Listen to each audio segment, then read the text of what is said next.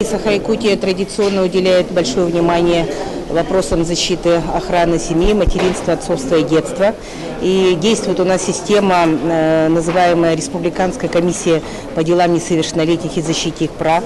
И такие же комиссии действуют у нас на уровне улусов, районов, городов Республики Саха-Якутия. К сожалению, вот по данным 2015 года, 11 месяцев, у нас идет рост преступлений, которые совершают несовершеннолетние. Значит, это во-первых. Во-вторых, у нас не снижается, к сожалению, количество семей, которые находятся в социально опасном положении. Значит, к сожалению, не снижается количество административных производств, которые возбуждаются в отношении родителей, законных представителей. И поэтому, конечно, на сегодня требуется, так скажем, такая более системная работа со стороны комиссии по делам несовершеннолетних города Якутска.